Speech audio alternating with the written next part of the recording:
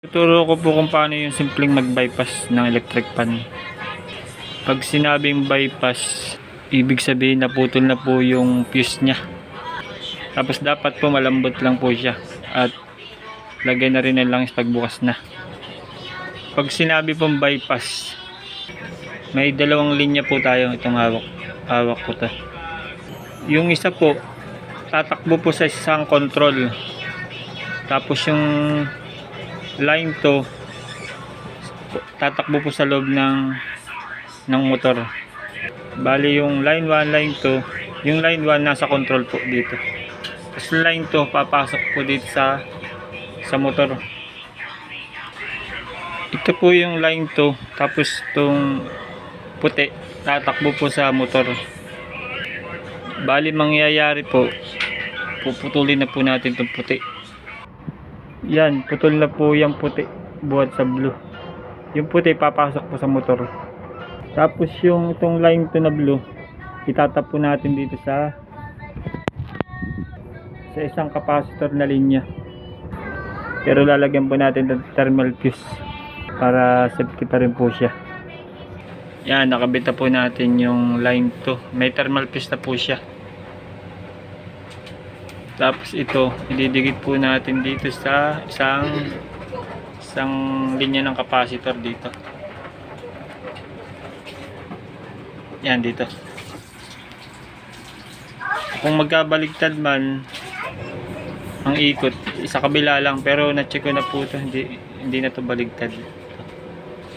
Pag basta kung magtatap po kayo at baligtad ang ikot, sa kabila nyo lang itap dito.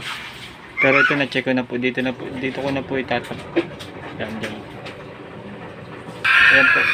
Ikabit na natin yung isang linya. Titipan na lang natin to. Yan po. Itap na natin yung line to sa isang capacitor dito. May tape na.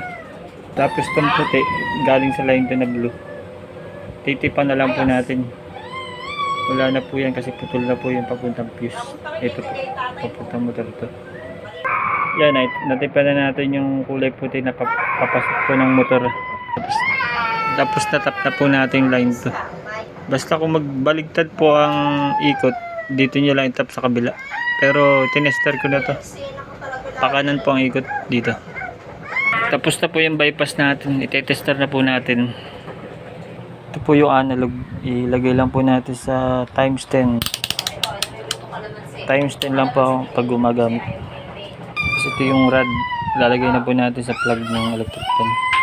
Yan, ready na para i-test natin. Ipipindutin na po natin yung control. Ayan. 1 po yan. 2 3 0. Dapat po puro pa forward. Pag sinabing 1, kahit di nyo nabasahin, pag 2, forward uli.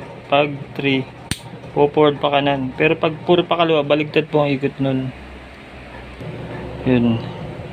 Lalagay na po natin mga LC. Titestingin na po natin. Para sigurado rin, kailangan yung isang linya. Hindi po siya shorted po sa body dito. Wala. Okay siya. Tapos sa kabila, sa line 2 naman. Ayan, nilipat ko na. Kailangan wala po siyang yung dalawang linya yan, kailangan po walang grounded po sa body. Kailangan walang galaw po yun. Yan, okay na. Tetesting na po natin. Nakasaksak na po siya sa 220. Tapos 1. Ayan, tama po yung ikot niya. Pakanan. 2 3. Ganun lang po ang simpleng bypass. Basta pag sinabing bypass, na-break po yung fuse. Pag na-break po yung fuse, ganun lang po gawin nyo. Ilagyan nyo lang ng thermal fuse. Yung line to, lalagyan nyo lang po sa isang linya ng capacitor dito. Tapos dapat malambot to. Tapos once na binuksan nyo po, nilinisan nyo na rin yan. Tapos lalagyan nyo po ng langis yung loob, yung imbakan niya, saka sa likod. Dapat yung langis po yung may nguso. Ano, ang ganda ng laro. Na-overuse po kasi ito kaya na-break po niya yung fuse, dati niyang fuse. Kaya ngayon, bypass na po ito ngayon. Lalagyan na po natin ng LC.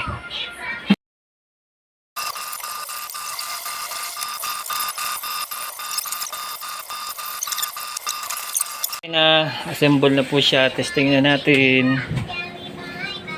1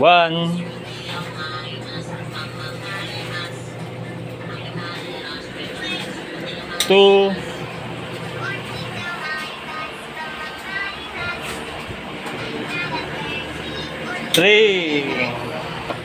3 po yan. Testing natin within 3 minutes. Kailangan hindi po siya iinit or may maamoy po tayo. Pag may naamoy, hugot agad. Go-overheat yun. Okay, lampas na po ng 5 minutes. Tinesting na natin.